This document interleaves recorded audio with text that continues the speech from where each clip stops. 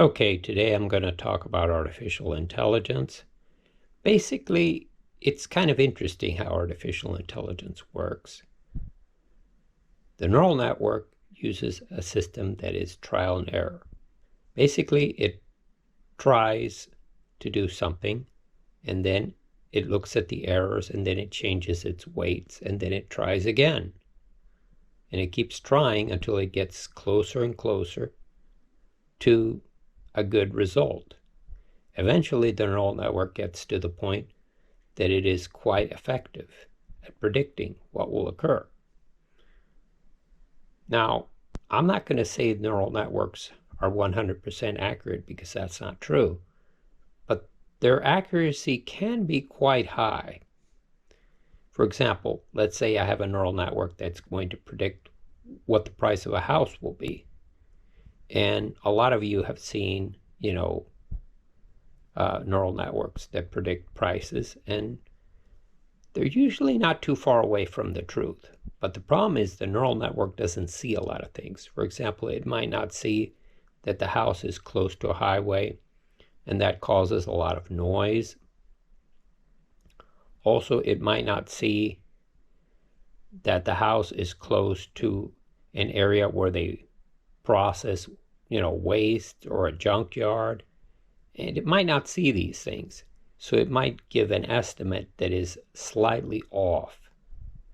Now, one thing that I've found is neural networks understand some things, but they don't understand them completely. For example, a neural network might know that being close to a highway is good, but doesn't understand that being right next to the highway is not good because there's a lot of noise. Also, there's a lot of fumes from the cars. So that's not positive. However, the same thing applies with a grocery store. Being close to a grocery store so you can walk, like for example, if it's 3 blocks away or 4 blocks away, that's pretty good. But being right next to the grocery store is not good because there's a lot of traffic. Again, a little is good, but a lot is not. So, that's something that they seem to have problems with. Another problem that neural networks seem to encounter is that they don't understand why a certain house with larger lot size and larger square footage of, building size sells for less money than another house that's nearby.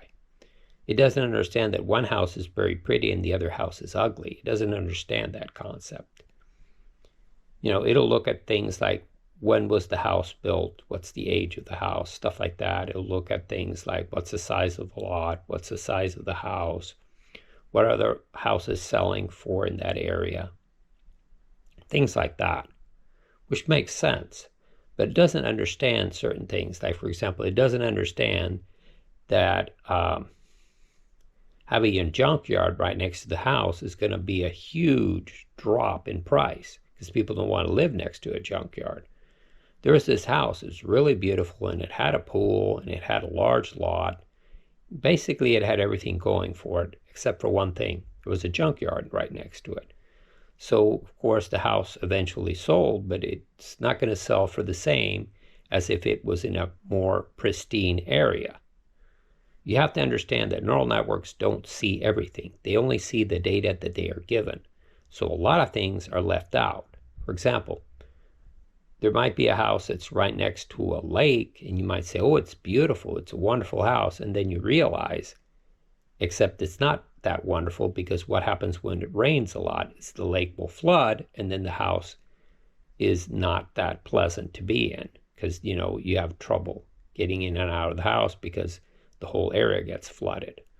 So, if you want a house by a lake, you want the house to be a lot higher than the lake.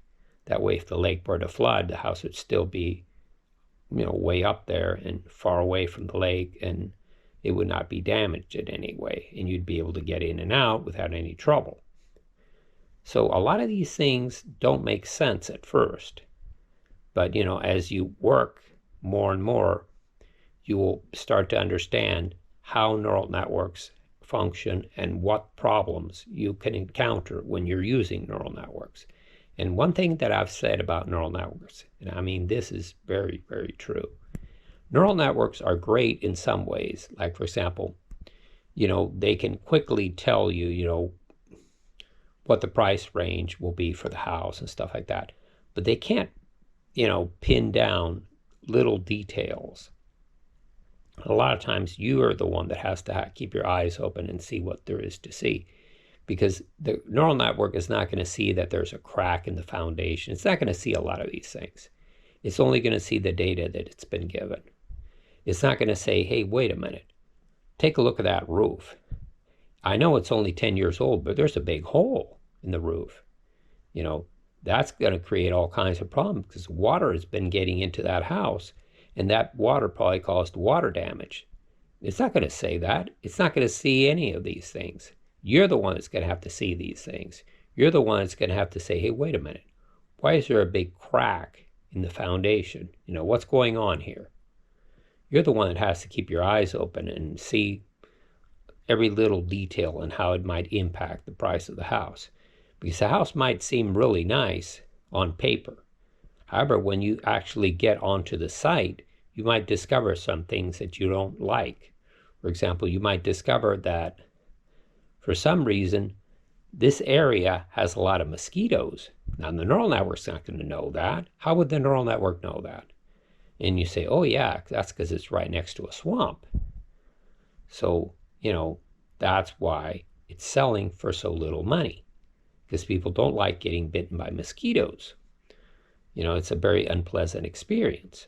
So the neural network will see some things, but it's not going to see everything. It's only going to see a few things. And you're the one that's going to have to be on top of things. You're the one that's going to have to be looking out for what's going on.